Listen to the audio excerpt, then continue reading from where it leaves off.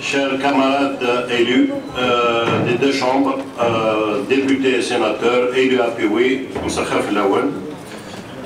c'était pas vraiment prévu que j'intervienne, mais comme beaucoup de camarades ont intervenu dans le secteur de la santé, dont j'ai l'honneur de présider la commission santé, donc j'aimerais apporter quelques, peut-être précisions, quelques éclaircissements et poser quelques questions. Merci. Donc, effectivement, j'interviens pas pour polémiquer, mais bien au contraire pour apporter des précisions, car je vais essayer d'être de ceux qui construisent et non pas de ceux qui essayent de tirer notre wilaya vers le bas pour la laisser dans l'anonymat. Monsieur le Président, Monsieur le Wali, effectivement, notre assemblée, l'hémicycle qui est dans l'hémicycle, porte le nom d'Aïssa Rabah, il nous regarde sur le tableau, nous sommes une force, effectivement, de proposition. On doit être une force de proposition, en plus du pouvoir de contrôle et du pouvoir de délibération. On doit être une force de proposition. J'ai écouté nos camarades depuis le début. Tout le monde a fait un constat, mais personne n'a proposé, n'a proposé un diagnostic, on a fait une proposition. Sauf mis à part le camarade d'Amirouche Kamour qui a essayé de toucher un peu du doigt la fuite des cerveaux. Quand on parle de l'université et qu'il est classé au 31e rang, pourquoi cette dégringolade, pourquoi il est revenu à la 33e place? Permettez-moi, Monsieur le Président, Monsieur le Wali, d'attirer votre attention qu'en lisant ce document qui nous a été mis à notre disposition que ce matin par la DUP, je retrouve à mon grand étonnement 10 opérations concernant l'université et qui sont gelées, tout simplement. Études et réalisations d'une administration au nouveau pôle de Tamda, gelé.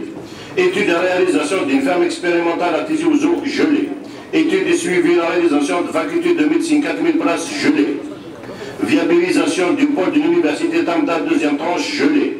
Viabilisation du pôle de l'université Tamda, deuxième tranche, 10 000 places, gelées. Et le plus beau, quand on parle de la fuite des cerveaux, il y a 4 opérations, études et réalisations, 50 logements, 20 logements, 70 logements, 80 logements, au profit de l'enseignement supérieur, qui sont toujours gelés. Monsieur le Président, Monsieur le Wali, on a parlé tout à l'heure d'un manque de rang magistral et doctoral à l'université de Tizi Ouzou et du CHU de Tizi Ouzou, un rang magistral qui habitait Tchafa pour donner son cours à l'université de Tamda ou à Bastos ou à Bouhalfa, il lui faut un minimum de confort, il lui faut un minimum de moyens. Je pense, avec le gel de 240 logements au profit de l'enseignement supérieur, on n'a rien fait pour aider nos enseignants, nos chercheurs à rester ici, chez nous, à Tizi Ouzou. Monsieur le Président, permettez-moi aussi de parler de la faculté de médecine.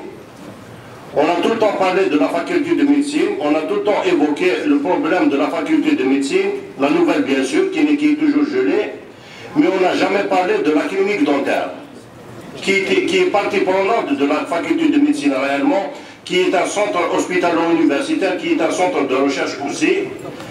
Et vu qu'on a aujourd'hui et délibéré, même si c'est symbolique, pour le dégel du CHU, je pense qu'il est important aussi de demander le dégel de cette faculté de médecine ainsi que la clinique dentaire et essayer de projeter cette faculté de médecine à proximité du nouveau CHU, car c'est à vocation de recherche, c'est hospitalo-universitaire.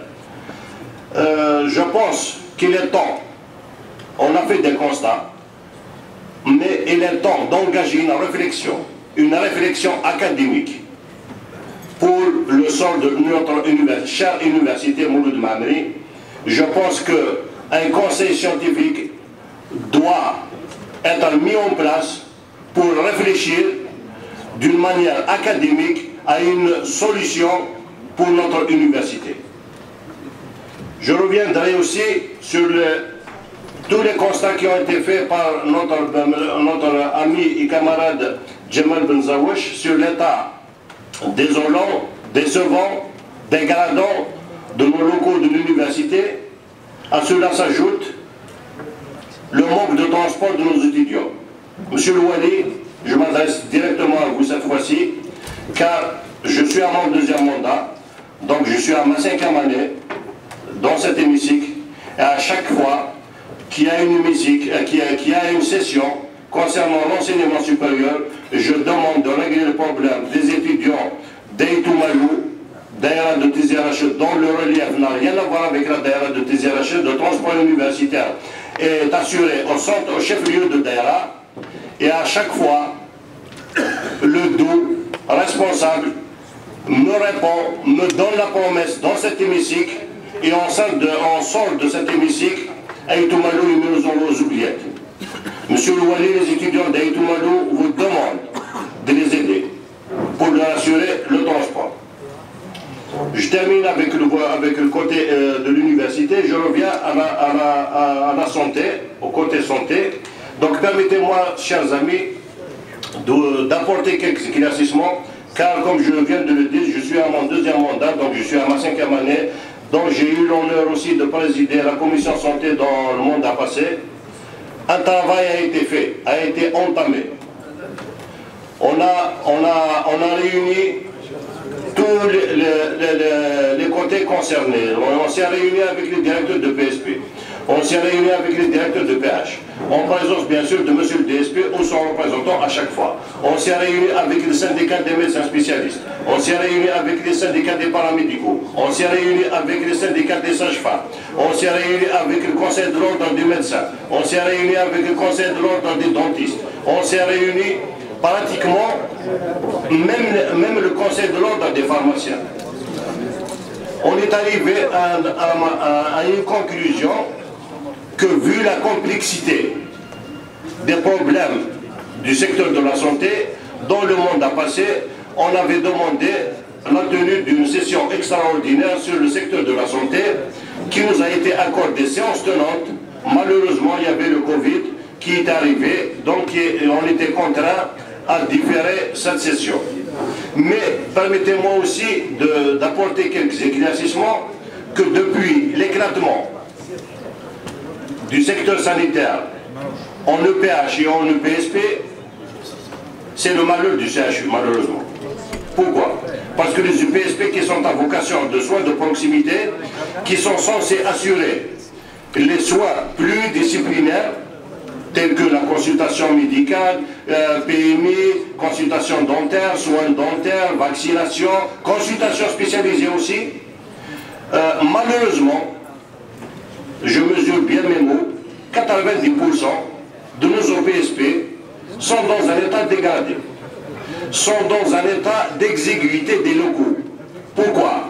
Parce qu'à l'ouverture, donc à l'éclatement des secteurs sanitaires en EPH et EPSP, il y avait certains centres de santé du jour au lendemain et se sont vus attribuer le statut de polyclinique, or que réellement c'était des centres de santé.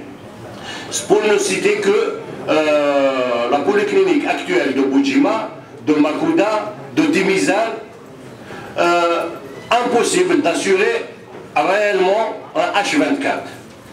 Et vu l'importance de la population de cette région, donc le service public dans le secteur de la santé laisse à désirer. Un autre phénomène qui attire mon attention depuis 2008, à l'éclatement du secteur sanitaire en EPH et en EPSP, aucun mouvement des directeurs de PSP.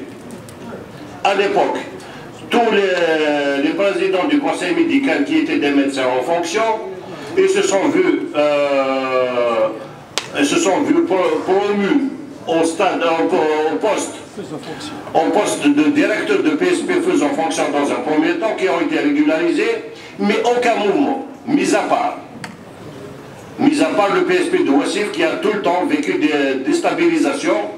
Il a même il a même vécu un blocage qui a duré plus de 3 mois par le personnel en place, qui a contraint monsieur Dr Bouda, directeur de l'EPSP, à partir de l'EPSP, le directeur de la santé de Oulaya, dans sa qualité de DSP, de se déplacer à Ouassif pour assurer des gardes médicales. Lui-même en personne. Il a mis sa blouse pour assurer des nains. Donc, monsieur le Wali, je pense que c'est vraiment complexe. On a fait aussi la Kabylie maritime. Donc, quand je parle de la Kabylie maritime, c'est Azfoun Tegzirt. À Tegzirt, on retrouve Tawa pédiatre, sans service de néonat.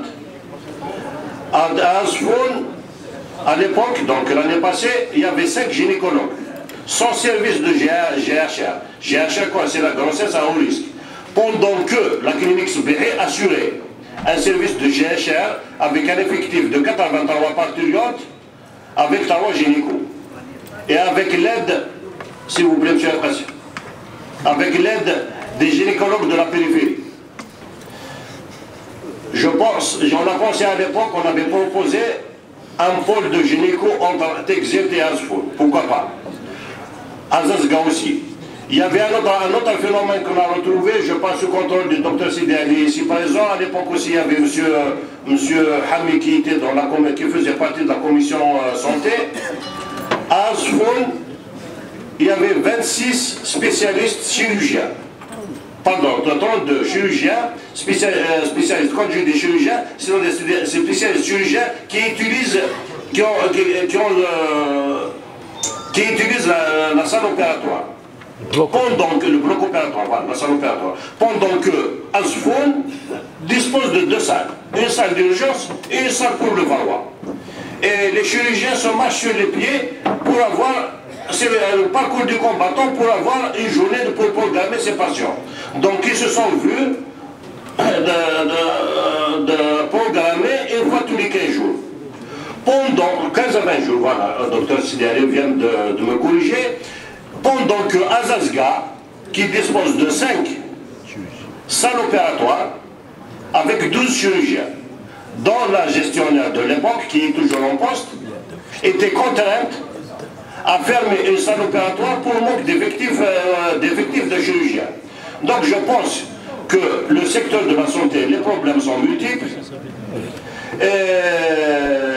Une réflexion sérieuse, je dirais que peut-être même au-delà d'une session extraordinaire ici à l'APOI, je pense qu'il faut engager une réflexion, une réorganisation du secteur de la santé et en application des directives du professeur Bembouzi lors de sa dernière visite, à réhabiliter, mettre à niveau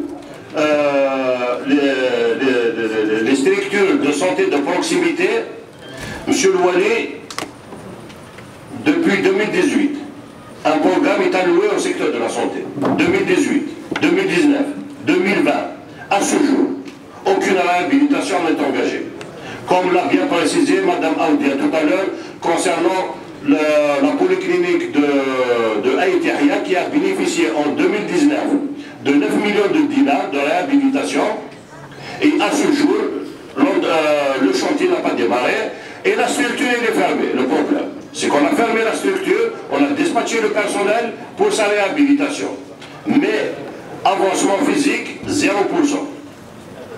C'est le même cas, et j'apprends récemment, dans ces derniers jours, que la majorité des réhabilitations qui ont été engagées par la DUP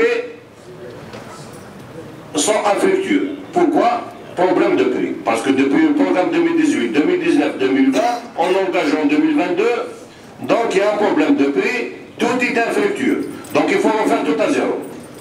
Sans la réhabilitation des UPSP qui assurent les consultations de base, ainsi que les soins de base, ainsi que les consultations spécialisées, on ne peut pas parler d'un allègement pour le CHU. Et il est temps, en parallèle, que notre demande, notre délibération d'aujourd'hui pour le nouveau CHU, en parallèle, nous devons engager une réflexion sérieuse pour le secteur de la santé, surtout concernant les EPSP, ça ne fera que soulager nos OPH. Et si on soulage nos OPH, ça sera aussi un soulagement pour notre CHU qui suffoque, qui souffre de l'exiguïté des locaux, surtout le pavillon des urgences de chirurgie. Et pas mal de services aussi.